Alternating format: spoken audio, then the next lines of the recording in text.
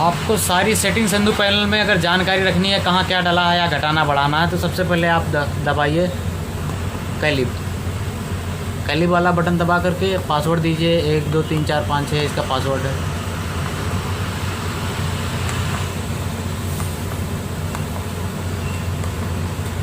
फिर नेक्स्ट कर दीजिए, फिर नेक्स्ट कीजिए।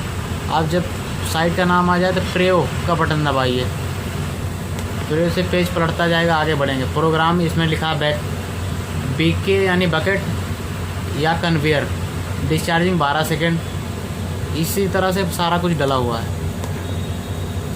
मिक्सर स्टॉप 0 सेकेंड,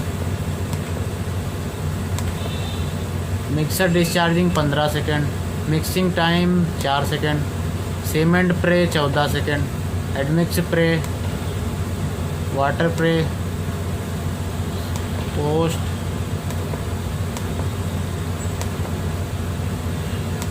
इसी तरह से बढ़ते रहिए। ये सब छेड़ने की ज़रूरत नहीं पड़ेगी वैसे। कन्वेयर ऑन 30 सेकेंड,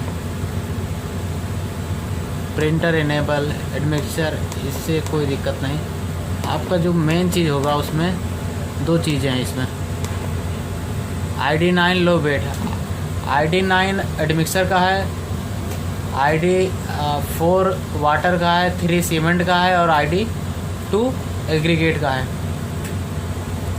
तो ID9 जैसे आपका कभी कभी टेयर नहीं होता, लो वेट का मतलब जो बचा रहे तब भी ले ले, उतना माल एग्रीगेट का हो चाहे जिस चीज़ का हो, जिस चीज़ की ID होगी उस पर उतना माल बचा रहेगा, फिर भी ये ऑटो में ले लेगा।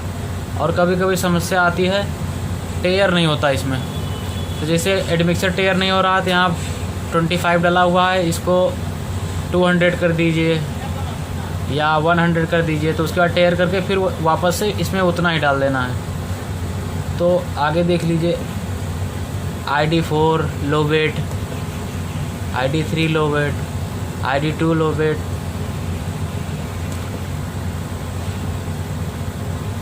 FF टाइमर, ये सब छेड़ने की ज़रूरत नहीं पड़ेगी।